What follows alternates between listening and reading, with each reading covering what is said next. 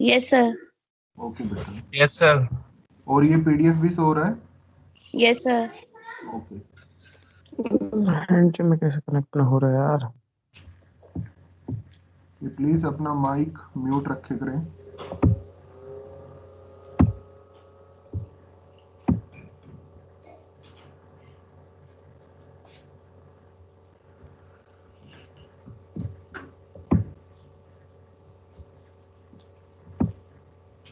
चलो गोस elimination method का algo हमने कल देख लिया था, आज हम इस पे क्वेश्चंस करते हैं। हाँ जी बोलो बेटा। सर एक बार ही क्लास स्टार्ट करने से पहले आप वो एक बार रेट ऑफ कन्वर्जेंस वाला जो आपने मिस्टेक्स बताई थी ना, वो मैंने सही कर ली, वो प्लीज चेक कर लीजिए। तुमने मुझे भेज दिया बेटा? तुमने रेट ऑफ कन्वर्जेंस वाला जो पीडीएफ है मुझे भेजा है अभी? Yes sir. ओके, तो एक मिनट रुको बेटा, मैं बता देता हूँ तुम्हें।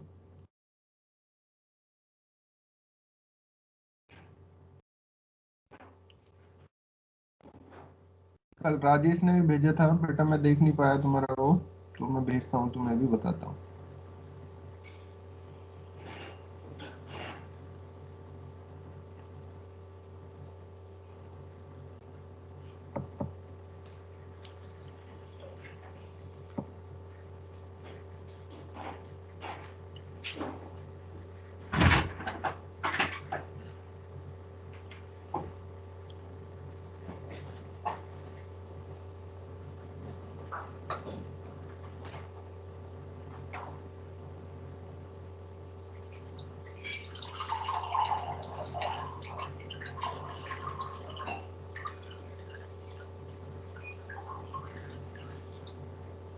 ठीक है बेटा, अब सही है तुम्हारा, ठीक है, इसको ग्रुप में पोस्ट कर देना। ओके सर, एक ये लास्ट में जो आप कह रहे थे कि सी की वैल्यू -1/2 एफ डबल डैश जी हाँ एफ डैश जायद नहीं लेना है ना बस? नहीं, into epsilon naught, into epsilon naught आ जाएगा। और ये जो यहाँ पे लिखा है इसके लेफ्ट साइड में एप्सिलॉन के plus 1 is equal to C into epsilon के हो जाएगा फिर ये। अच्छा। ठीक है, एप्सिलॉन नोट जो है वो सी की वैल्यू के अंदर ही आएगा, और यहाँ पे एप्सिलॉन नोट जहाँ पे लिखा हुआ है यहाँ पे फिर सी आ जाएगा। Okay okay. ठीक है, और इस नेक्स्ट पेज पे भी तुम्हें यही लिखना था कि एप्सिलॉन के plus 1 is equal to C into epsilon के। ठीक है, बस ये दो छोटे से माइनर मिस्टेक हैं, बाकी तो पूरा सही है तुम्हारा। ठीक है, ठीक है। और थैंक यू। इसको ग्रुप में एमएस टीम पे इसको सेंड कर देना बेटा एक बार। हाँ जी सर, ठीक है। ठीक है, चलो ओके। चलो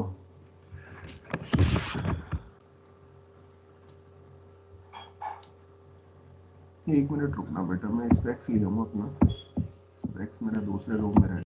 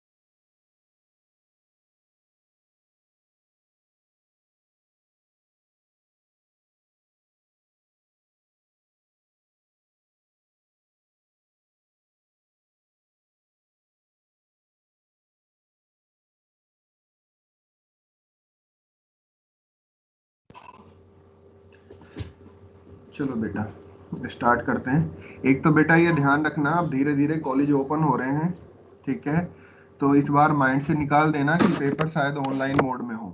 ठीक है, तो अभी से पढ़ना स्टार्ट कर दो, अगर माइंड में ये है कि ऑनलाइन मोड से होंगे और बाकी हमारे पास लैपटॉप भी होगा, पूरे नोटबुक होंगी, तो आराम से हम पेपर कर लेंगे, क्लास करें या ना करें उससे कोई फ़र्क नहीं पड़ रहा। लेकिन अब ध्यान रखना, कल से कॉलेज ओपन हो गए हैं, फाइनल ईयर की लैब्स के लिए अभी ओपन हुए हैं, धीरे धीरे शायद उनकी क्लास के लिए ओपन हो जाएंगे और फिर तुम्हारे लिए भी ओपन हो जाएंगे। तो मुझे लग रहा है फैब तक, लास्ट तक पहुँचते पहुँचते धीरे धीरे सब कुछ ओपन हो जाएगा। ठीक है, तो अपनी तैयारी इस मोड में करना कि हमें ऑफलाइन पेपर ही देने हैं, माइंड में यही सेटअप रखना है। चलो स्टार्ट करते हैं हम। यहां पर देखो हमारे पास एक सिस्टम ऑफ इक्वेशन दिया हुआ है 10x1 minus x2 plus 2x3 is equal to 4, और दूसरा दिया हुआ है x1 plus 10x2 minus x3 is equal to 3, और तीसरा दिया हुआ है 2x1 plus 3x2 plus 20x3 is equal to 7। ठीक है, ये तीन यहाँ पे हमें इक्वेशन दी हुई हैं। इन तीन इक्वेशन को सोल्व करना with the help of Gauss elimination method. इससे पहले हम दो डेफिनेशन यहाँ पे पढ़ना चाहेंगे अभी, कि एक है हमारे पास पाइवटिंग, कंप्लीट पाइवटिंग, और दूसरा है पाइवटिंग, और एक नॉर्मली पाइवटिंग होती है। तो नॉर्मली जो पाइवटिंग होती है, पहले तो ये देख लो, जहां तक मैंने बता दिया था। इसके बाद ये देख लो कि जो हमारे पास जो सिस्टम ऑफ इक्वेशन था, ठीक है, उसको हमने कन्वर्ट कर लिया था किसमें, मैट्रिक्स फॉर्म में, ए एक्स इजिकल टू बी। तो ए एक्स इजिकल टू बी जब मैट्रिक्स फॉर्म में कन्वर्ट कर लिया, तो तुमने पढ़ा होगा लीनियर अलजेब्रा में रैंक वाला कॉन्सेप्ट। तो वहां पे रैंक निकालते थे या सिस्टम ऑफ इक्वेशन को सोल्व करते थे, तो ए ऑगमेंटेड बी बनाते थे वहां पे। ठीक है, तो ये ए ऑगमेंटेड बी मैट्रिक्स बनी हुई है। तो ए ऑगमेंटेड बी टाइप की जो मैट्रिक्स है, जो हमारे पास सिस्टम ऑफ इक्वेशन था, उसको कन्वर्ट जो किया हमने मैट्रिक्स फॉर्म में एक्स इजिकल टू बी, उसको हमने ए ऑगमेंटेड बी बना लिया। और गॉस एलिमिनेशन मेथड क्या करता है कि ये जो ए मैट्रिक्स है, इसको किस में मैट्रिक्स में कन्वर्ट करता है, अपर ट्रायंगुलर मैट्रिक्स में कन्वर्ट करता है। ठीक है, तो तुम देख रहे हो ए को किस में कन्वर्ट कर दिया, यू में। तो बी मैट्रिक्स, बी जो मैट्रिक्स था, यानी कि बी जो हमारा कॉलम मैट्रिक्स था, वो भी चेंज होके किस में बन गया, सी मैट्रिक्स में जाएगा। कोई भी हो सकता है, हमें भी डी भी बना सकते हैं, मुझे बता रहा हूं। तो ए जो मैट्रिक्स थी हमारे पास, स्क्वायर मैट्रिक्स थी एन क्रॉस एन की, वो अब अपर ट्रायंगुलर मैट्रिक्स बन चुकी है, और उसको फिर किससे सोल्व करेंगे, बैक सब्स्टिट्यूशन से सोल्व करेंगे। ठीक है, दूसरा एक ये था कि जिन एलिमेंट्स की हेल्प से हम जीरो बना रहे थे, जैसे यहाँ पर A11 की हेल्प से इन दोनों एलिमेंट्स को जीरो बनाया था, A21 और A31 को। ठीक है, सिमिलरली फिर A22 एलिमेंट्स की हेल्प से A32 एलिमेंट को हमने जीरो बनाया था। तो जो एलिमेंट्स हमारे A11 है, A22 है, या A33, नेक्स्ट 4x4 का होता तो A33 भी इंक्लूड करते उसमें। तो इन एलिमेंट्स को हम पाइवट एलिमेंट या की एलिमेंट बोलते हैं। ठीक है, पाइवट्स एलिमेंट या की एलिमेंट्स, ये लिखा हुआ है, पाइवट्स एलिमेंट या की एलिमेंट। और ये कैसे होने चाहिए, नॉन जीरो होने चाहिए। अगर ये जीरो हो गए तो कैसे इसकी हेल्प से कैसे किसी को जीरो बनाएंगे फिर। ठीक है, क्योंकि इसमें मल्टीप्लाई करते हैं, फिर सब्ट्रैक्ट या ऐड करते हैं। तो जब वो खुद जीरो रहेगा, तो दूसरे को जीरो कैसे बना पाएंगे, with the help of subtraction या एडिशन। ठीक है, तो उस केस के लिए हमें क्या करना पड़ेगा, जो पाइवट्स एलिमेंट है उसको क्या करना पड़ेगा, हमें नॉन जीरो कंसीडर करना पड़ेगा। तो सबसे पहले तो हमारी यही कंडीशन है, पाइवट एलिमेंट्स कैसे होने चाहिए, नॉन जीरो होने चाहिए। ठीक है, चलो इसमें दो छोटी छोटी डेफिनेशन है। ये कई बार ऐसे आ जाता है क्वेश्चन कि define the partially pivoting and complete pivoting with the help of an application. किसी एक एप्लीकेशन की हेल्प से इसको डिस्क्राइब करो।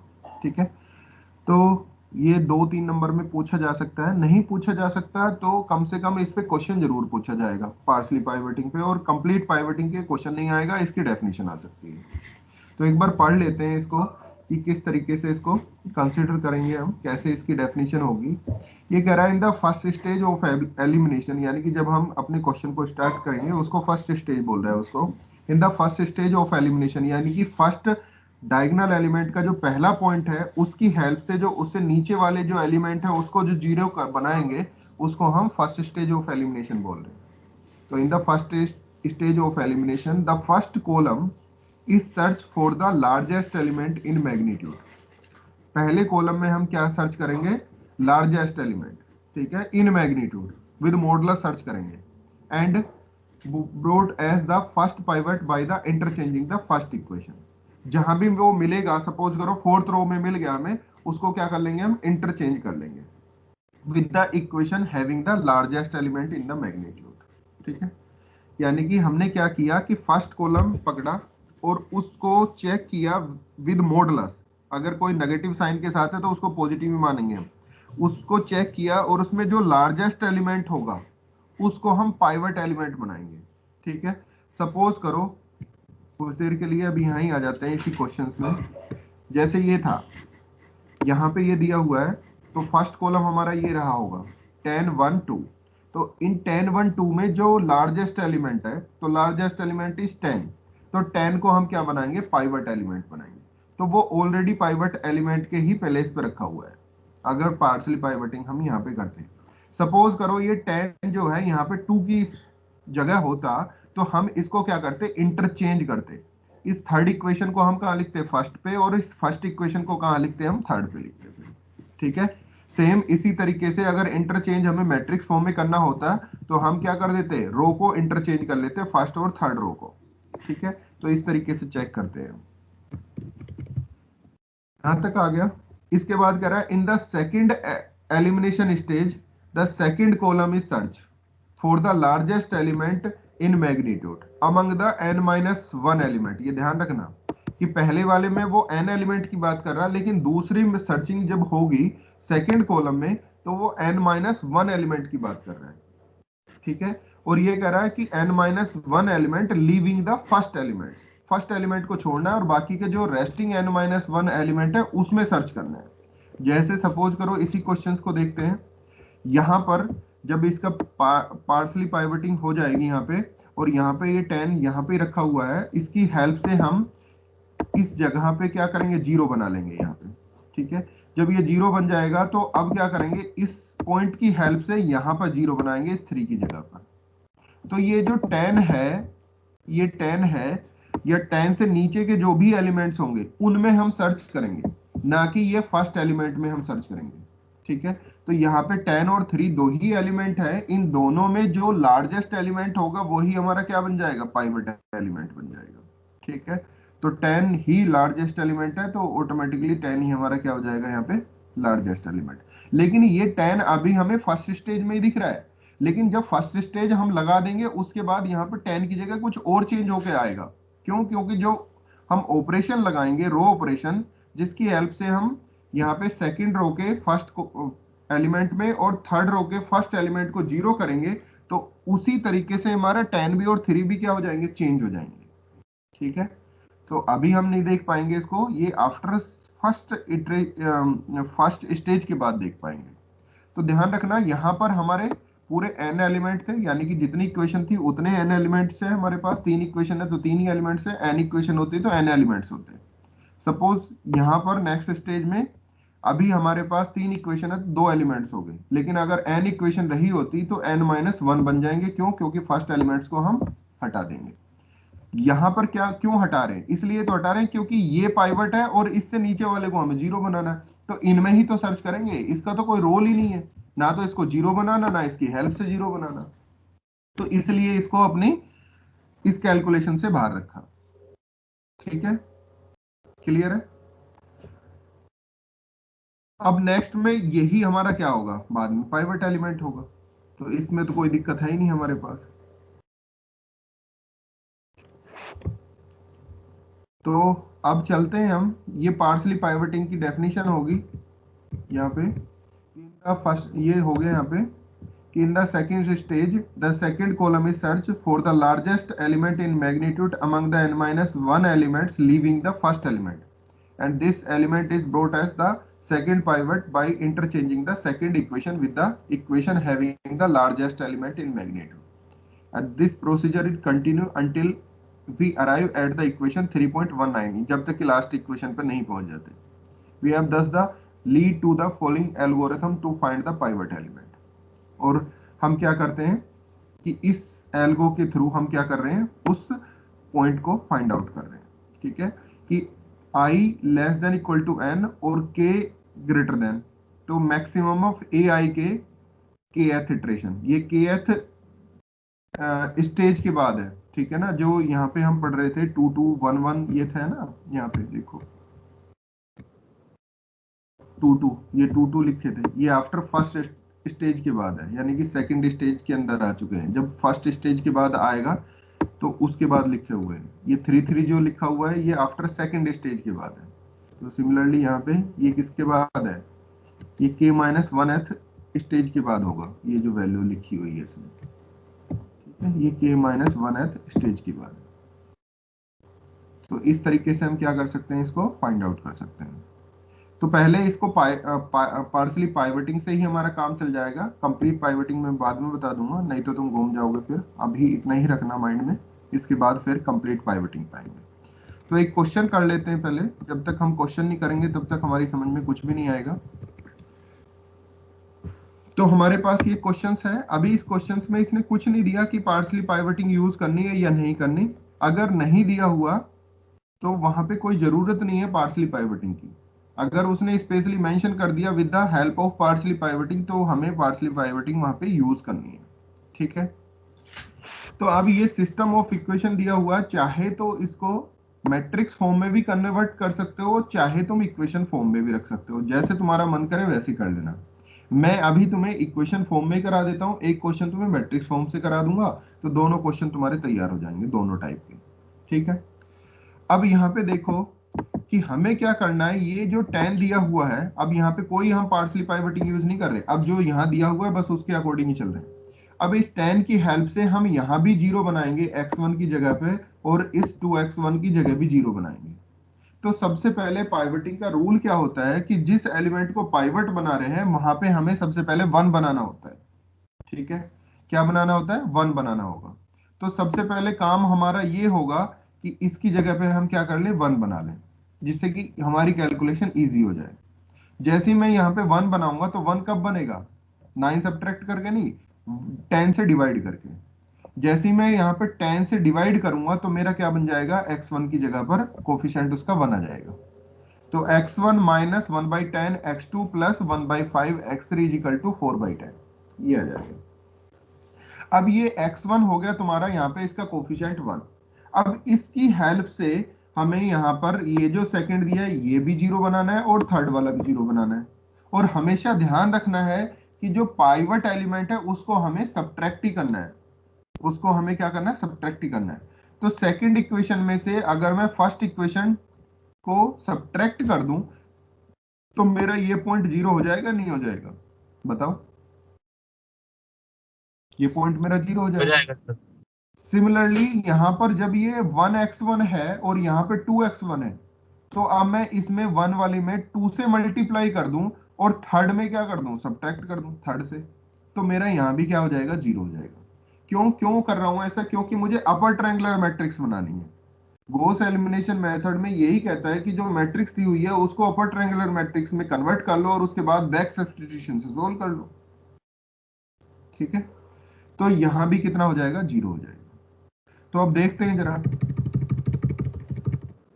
या तो तुम एक काम करो, इसमें देखोगे तो शायद तुम फिर कुछ कर नहीं पाओगे, तो बेस्ट है कि एक पेपर पेन ले लो और इसको जो मैं बोलता जा रहा हूँ उसको खुद से अपने वर्क पे करते रहो और इधर भी देखते रहो कि क्या चल रहा है। या इधर ही देख लो पहले, बाद में कर लेना। चलो, यहाँ पे इसने 10 से डिवाइड नहीं किया, इसने डायरेक्टली यही इक्वेशन लिखी है। तो तुम 10 से डिवाइड करके ये इक्वेशन लिखना कि x1 minus 1/10 x2 plus 2/10 x3 equal to 4/10। अब जैसे ही मैं क्या करूंगा, यहाँ पे लिखूंगा कि इक्वेशन 2 माइनस इक्वेशन 1। तो यहाँ पे इसको इक्वेशन 1 लिख देना, यहाँ पे इसको सेकंड वाली को इक्वेशन 2 और थर्ड वाली को इक्वेशन 3। ठीक है। तो जब तुम ये ऑपरेशन यूज करोगे इक्वेशन 2 माइनस इक्वेशन 1, तो तुम्हारे पास ये कुछ आएगा निकल के, 101 divided by 10 x2 minus 12/10 x3 is equal to 26/10। करके देखो इसको, तभी तुम्हें पता लगेगा। अदरवाइज तो इसमें ऐसी लगेगा कि हाँ हो जाएगा ऐसे। ठीक है। नेक्स्ट, इसी के साथ ये तीनों ऑपरेशन एक साथ, दोनों ऑपरेशन एक साथ यूज होने, इसके साथ ही ऑपरेशन यूज करना इक्वेशन 3 माइनस 2 इंटू इक्वेशन 1। तो सर उसके हाँ जी बोलो बेटा। इक्वेशन में ना करके मैट्रिसेस में ही कर लें? उसमें भी कर सकते हो, अभी उस पे भी आएंगे। ठीक है। तो अभी इस क्वेश्चन को फिलहाल के लिए इक्वेशन फॉर्म से ही कर लो, क्योंकि ये तुम्हें बार बार नहीं लिखना। कभी तुम सोचो कि सर स्टेप बाय स्टेप बता रहे हैं तो इसलिए हमें बार बार लिखना होगा, बार बार नहीं लिखना हमें। ये सिर्फ सारी मैट्रिक्स पूरा कंप्लीट सिस्टम ऑफ इक्वेशन एक साथ ही बन के आ जाएगा ये तुम्हारा।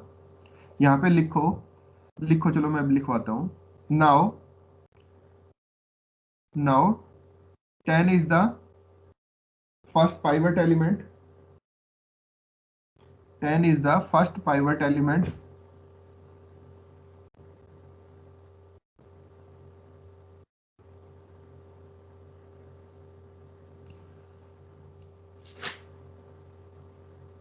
So divide by 10 in equation 1. So divide by 10 in first equation.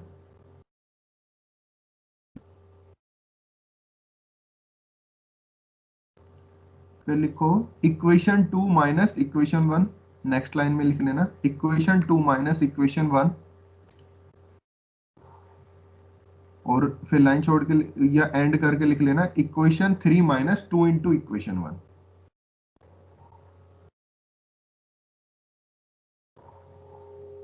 ठीक है, लिख लिया होगा। उसके बाद अब फर्स्ट इक्वेशन में क्या कर रहे हैं हम, 10 से डिवाइड कर रहे हैं, तो फर्स्ट इक्वेशन में 10 से डिवाइड करके लिख लो, तो ये आ जाएगा x1 minus x2 by 10 plus 1/5 x3 is equal to 2/5। लिख लो इसको, फर्स्ट इक्वेशन कन्वर्ट होके इस फॉर्म में आ जाएगी। अब सेकंड में से फर्स्ट को सब्ट्रैक्ट कर रहे हैं, तो सेकंड हमारे पास ये थी, अब फर्स्ट 10 से डिवाइड करने के बाद ये बन चुकी है, अब उसमें से 2 में से फर्स्ट को सब्ट्रैक्ट करो, देखो जरा कितना आ रहा है। आई थिंक ये आ जाएगा पूरे का पूरा, ये जो यहाँ पे लिखा हुआ है, देखो करके जरा।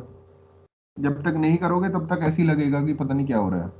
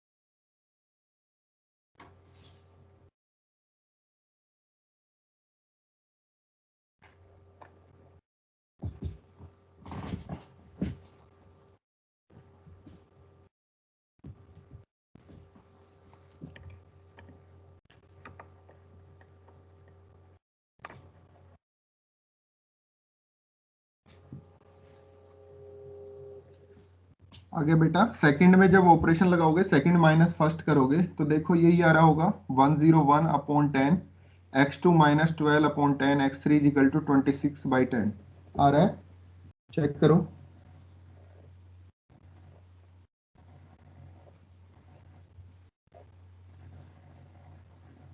आ गए सर।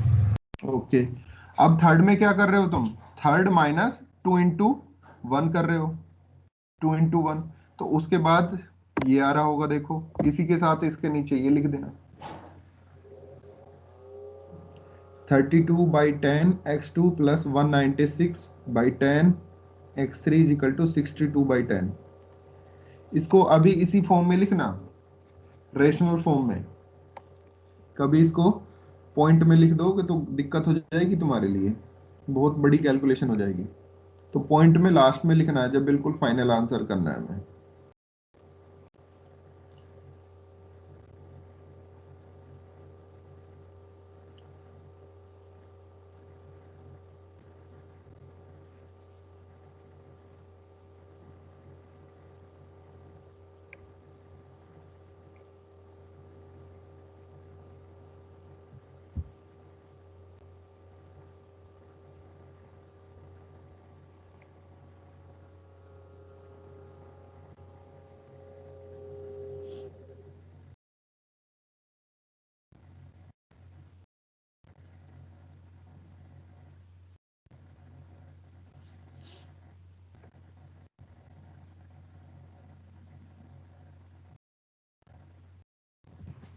सर ये जो सेकंड वाली क्वेश्चन आ रही है इसमें दोनों तरफ 10 से मल्टीप्लाई करके इसको और सिंपल फॉर्म में नहीं भी नहीं तो ला नहीं नहीं सकते नहीं, हैं अपन। कोई जरूरत नहीं है, कर सकते हैं लेकिन मत करना, अभी मत अच्छा नहीं करना। करें। कर सकते हो, हाँ ओके कर सर। सकते हैं, बिल्कुल मत करना अननेसेसरी।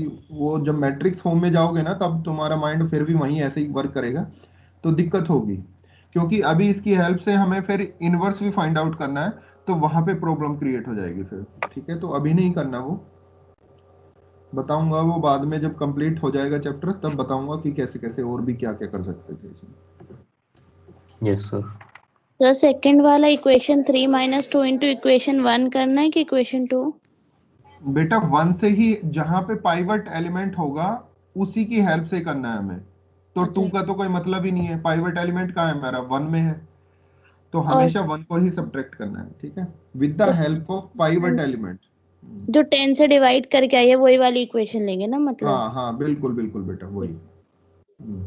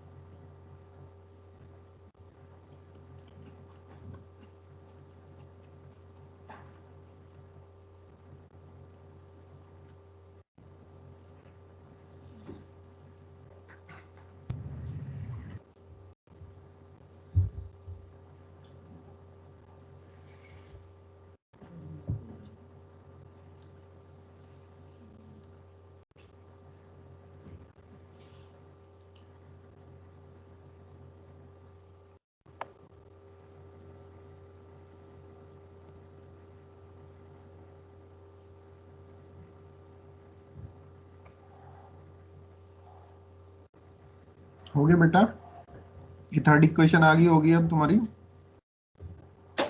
आ गई सर। Yes sir. ओके, अब तुम्हें क्या करना है, अब तुम देख रहे होगे first equation,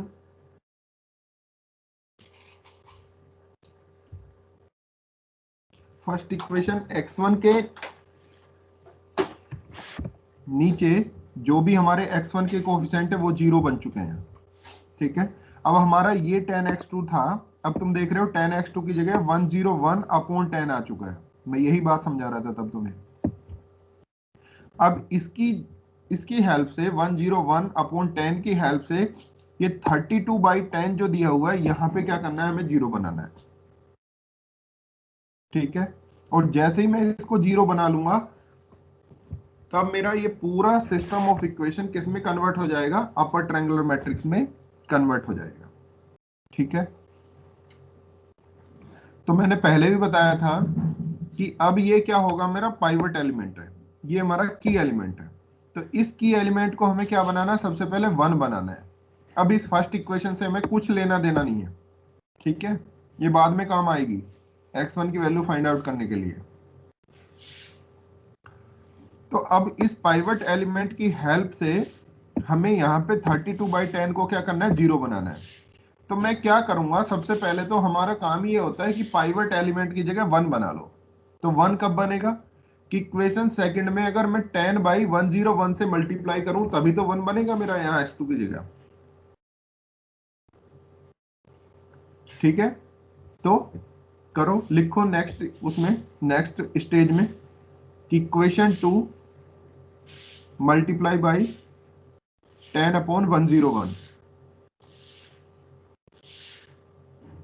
in equation 2 multiply by 10/101, तो तुम्हारा हो जाएगा x2 माइनस 10 से तो 10 कैंसिल हो गया, 12/101 x3 इज इक्वल टू 26/101। ठीक है, तो नेक्स्ट स्टेज में ये पूरी इक्वेशन एज इट इज लिखनी थी तुम्हें, जो 10 से डिवाइड है। अब जब मल्टीप्लाई कर दिया तो उस इक्वेशन को एज इट इज लिख लो, और थर्ड जो लगाएंगे हम, थर्ड में क्या करना पड़ेगा कि equation third minus 32/10 into equation 2 sorry, क्योंकि अब पाइवट एलिमेंट हमारा इक्वेशन 2 में है, तो अब इक्वेशन 2 को ही हमें क्या करना है, सब्ट्रैक्ट करना है। इसी की हेल्प से क्या करना है, अब हमें जीरो बनाना है। सर हाँ जी, सर इसमें जो अभी अपन ने 10/101 से मल्टीप्लाई किया है इक्वेशन 2 को, हम्म। तो उसके बाद मल्टीप्लाई करके लिखेंगे या ओरिजिनल हाँ, फॉर्म में लिखेंगे? मल्टीप्लाई करने के बाद, नहीं नहीं, मल्टीप्लाई करने के बाद। ठीक है सर। यहाँ लिख दो, दोनों ऑपरेशन एक साथ कर लो। यहाँ लिखो second elimination stage, second elimination stage में लिखो कि 101/10 is the second pivot element. ठीक है, second elimination stage 101/10 is the second pivot element. Now multiply by equation 2 in 10 by 10/101. ठीक है, and equation 3 minus 32/10 into equation 2. Equation 2, 1, 3 जो भी बोल रहे हैं, ये फर्स्ट स्टेज के बाद जो भी हमारे पास इक्वेशन आई हैं उनको बोल रहे हैं, ना कि ओरिजिनल इक्वेशंस को बोल रहे हैं। तो अब क्या हो जाएगा तुम्हारा, ये यहाँ पे x1 minus x2/10 plus 2/10 x3 equal to 4/10, एक तो ये आ गई। दूसरी इक्वेशन आ जाएगी यहाँ पर, अब x2 आ रहा होगा सिंपली, क्योंकि जब मल्टीप्लाई कर दिया तो ये क्या हो जाएगा, रिमूव हो जाएगा तुम्हारा, कि x2 minus 12/101 x3 is equal to 26/101। ये तुम्हारी सेकेंड इक्वेशन आ जाएगी। थर्ड इक्वेशन में अब ये x2 वाला पॉइंट हट जाएगा, क्योंकि इक्वेशन थर्ड माइनस 32/10 इक्वेशन 2 जब करेंगे तो ये क्या हो जाएगा, उस केस से जीरो बन जाएगा, और प्लस जो भी यहाँ पे वैल्यूज आएंगी, तो कुछ आई थिंक इस तरीके की वैल्यू आ जाएगी, 2018/0/101 x3 इक्वल टू 5430/1010। तो 1010 से ये 1010 कैंसिल हो गया, और x3 की वैल्यू जब तुम फाइंड आउट करोगे तो ये कुछ इस तरीके से आ रही है, 0.269। ठीक है, चेक करो, निकालो इसको, फाइंड आउट करो पूरा कंप्लीट।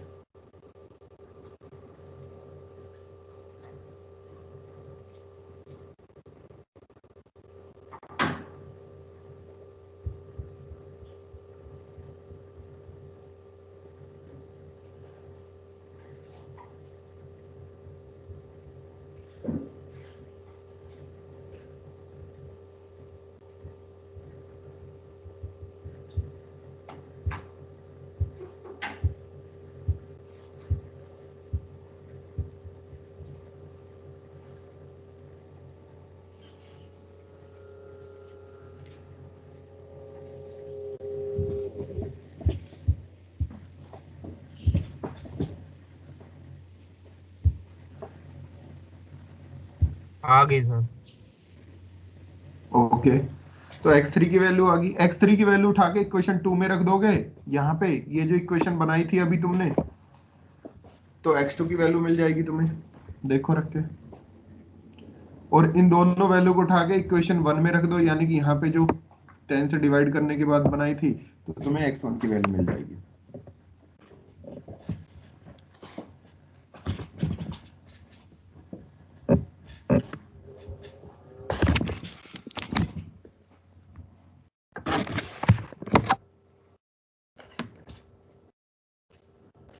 ठीक है, और देख लो यहाँ पे ये वैल्यूज आ रही होंगी 0.269, x2 is 0.289 and x1 is 0.375। तो अब तुम सोच रहे होगे कि सर ने बहुत बड़ी कैलकुलेशन करा दी, क्यों करा दी इतनी बड़ी, कुछ और भी तो कर सकते थे इसमें, एलिमिनेशन के लिए तो और भी बहुत सारी चीजें थी। तो बिल्कुल कर सकते हैं, वो भी मैं बताऊंगा, लेकिन ये इसलिए बताया क्योंकि इससे अगला जो टॉपिक है वो जॉर्डन मेथड से इनवर्स फाइंड आउट करने का है। तो अगर ये एल्गो वहां पे नहीं लगाई हमने तो हमारा इनवर्स फाइंड आउट नहीं होगा और क्वेश्चन गलत हो जाएगा। तो इसलिए पहले ओरिजिनल जो चीज है उसको पकड़ेंगे, उससे हम क्वेश्चन करेंगे, और इसके बाद अल्टरनेटिव जो चीज है उनको भी, उन पे भी आएंगे, उनसे भी क्वेश्चंस करेंगे। ठीक है, तो ये क्वेश्चन यहीं कंप्लीट हो जाता है। इसको अगर नहीं किया किसी ने मेरे साथ साथ तो एक बार घर पे जाके इसको ट्राई करना अच्छे से, फिर भी समझ में नहीं आता तो कल फिर पूछो मेरे से, कल फिर क्लियर करेंगे इसको। अब इसके बाद क्वेश्चन तुम्हारे पास यहाँ पे ये दिया हुआ है, नेक्स्ट क्वेश्चन। अब बहुत इजी कैलकुलेशन होगी, अभी तक तुम्हें लग रहा था यहाँ पे बहुत बड़ी कैलकुलेशन है, लेकिन यहाँ पे अब ज्यादा बड़ी कैलकुलेशन नहीं है, बहुत छोटे छोटे नंबर दिए हुए हैं। तो एग्जाम्पल नंबर 3.6 में 3 इक्वेशन दी हुई है, 3 ही वेरिएबल्स दिए हुए हैं और गॉस एलिमिनेशन मेथड से हमें सोल्व करना है। ठीक है, तो हमारी पहली वही चीज रहती है कि हमारा पाइवट एलिमेंट, तो पाइवट एलिमेंट जो यहाँ पे दिया हुआ है वही हमारा पाइवट एलिमेंट है। तो अब तुम देख रहे हो x1 का कोफिशिएंट कितना, 1 है, ऑलरेडी 1 दिया हुआ है, 1 ही हमें चाहिए होता है। तो in the first step we eliminate x1 from the last two equation and obtain. ठीक है, तो first equation as it is x1 + 2x2 + x3 = 6। अब इस x1 की हेल्प से हमें यहाँ पे दोनों जगह क्या बनाना है, 0 बनाना है, यानी कि इस 3 के लिए भी 0 बनाना है हमें,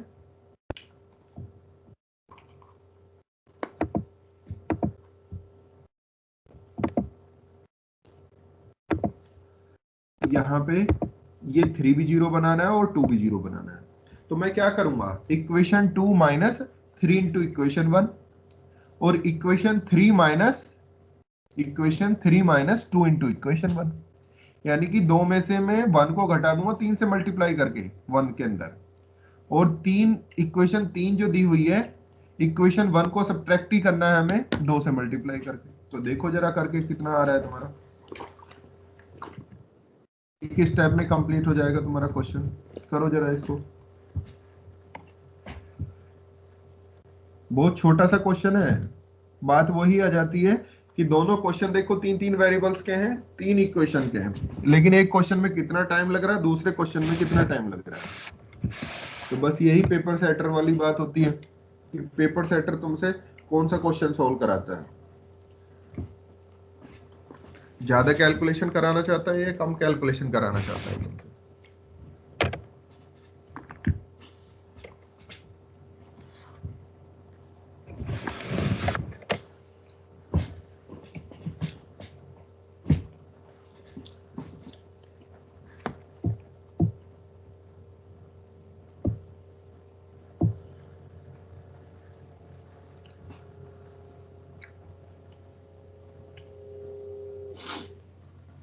कामना हो गया बेटा, कामना, गोरिका, नो सर, प्रियांशु? पहले वाला कर रही थी। चलो पहले वाले को अभी ब्रेक कर दो वहीं, इसको क्वेश्चन को सोल्व करो। Okay sir. प्रियांशु हो गया बेटा? गोरिका? यस सर, पिछले वाला हो गया। इसको सोल्व करो। गोरिका? हाँ सर, कर रहा हूँ। हाँ जी सर। सर हो गया? वही मैं भी पहले वाला कर रही थी, बस अब ये वाला करती हूँ। ओके, चलो उसको छोड़ दो बेटा, इसको सोल्व करो पहले, उसको बाद में घर से कर लेना। अनुभव, भाविका? ये वाला कर। ठीक है, करो बेटा, करो, जल्दी करो, ये तो बहुत छोटा सा क्वेश्चन है। भाविका? हो गया गुड। सर 2 लाइन में हो गया ये तो। हाँ बिल्कुल, वही तो मैं कहना चाह रहा हूँ, इसमें कुछ था ही नहीं।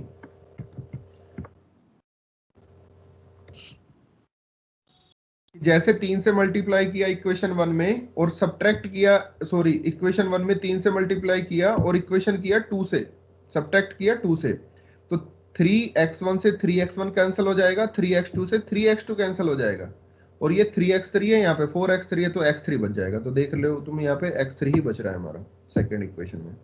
ये 20 है, यहाँ पे 3 से मल्टीप्लाई किया तो ये 18 हो गया, 20 माइनस 18 2 आ गया। यहाँ पे क्या किया था तुमने, equation third as it is equation 1 में 2 से मल्टीप्लाई किया था और फिर सब्ट्रैक्ट किया हमने इक्वेशन 3 से।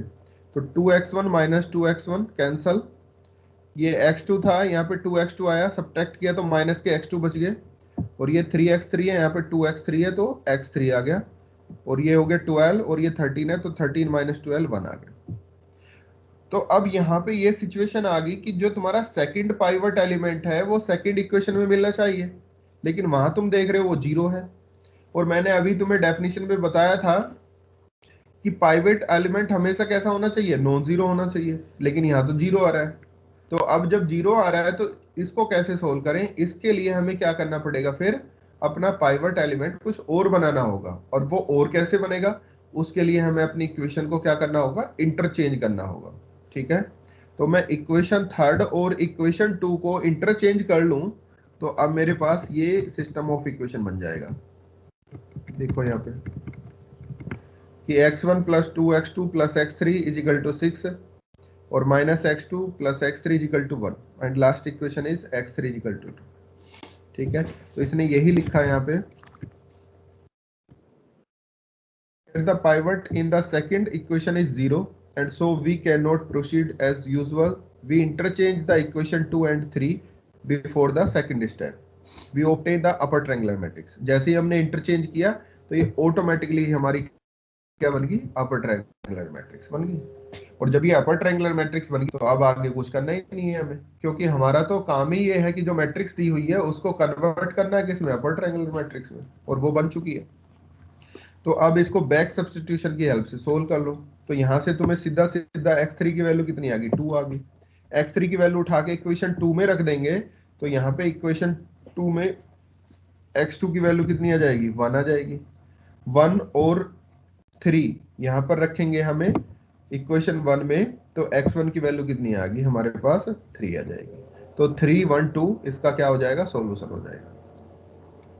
ठीक है, तो इस तरीके से हम सोल्व कर सकते हैं गॉस एलिमिनेशन मेथड्स के क्वेश्चंस को। ये अभी हम जो सोल्व कर रहे हैं ये मैट्रिक्स फॉर्म में ना करके हम इक्वेशन फॉर्म में सोल्व कर रहे हैं। इसके बाद जो क्वेश्चंस करेंगे वो कहाँ करेंगे, हम मैट्रिक्स फॉर्म में सोल्व करेंगे। ठीक है, तो आज इतना ही रखते हैं। इसके एक्सरसाइज के क्वेश्चन देख लेना, नहीं तो कल कर लेना। फिर अभी फिलहाल के लिए आज जो भी 2 क्वेश्चन करे हैं, 2 एग्जाम्पल जो करे हैं हमने, उन पे अच्छे से एक बार घर पे जाके पढ़ना, खुद से सोल्व करना। कहीं पे कोई डाउट आए तो कल पूछना। अभी भी कोई डाउट बना हुआ है तो पूछ सकते हैं, अभी हैं हमारे पास 4-5 मिनट। इतने में तुम्हारी अटेंडेंस ले लेता हूँ, बताओ तुम अगर कोई डाउट है तो तुम्हारा। सर ये वाला पीडीएफ भेज दिया आपने? हाँ, ये सर ये बेटा वाला पीडीएफ अपलोड कर दिया अभी मैंने नहीं सेंड किया, मैं पूरा यूनिट 2 का बना के भेजता हूँ तुम्हें। ठीक है, आज शाम तक तुम्हारे पास आ जाएगा ये। Okay sir. ठीक है, आज शाम तक आ जाएगा तुम्हारे पास ये।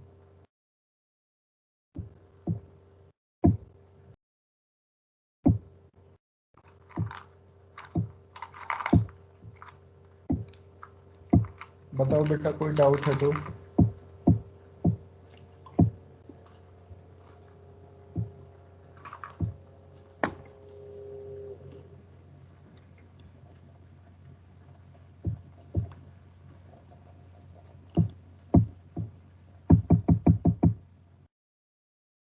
सर डायगोनली डोमिनेंट मैट्रिक्स क्या होती है? आएंगे बेटा उस पर भी आएंगे, उससे भी समझाएंगे, अभी वेट करो उसके लिए। अभी जो अभी हमारे जैकोबी इटरेशन और जैकोबी सीडल मेथड है ना, वो इसी पे बेस है, डायगोनल डोमिनेंट मैट्रिक्स पे।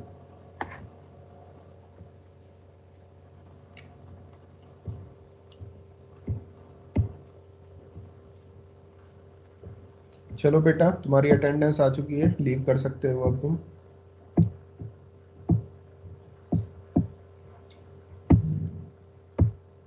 ठीक है बेटा, अगर कोई डाउट है तो पूछ लो, अदरवाइज कल पूछ लेना।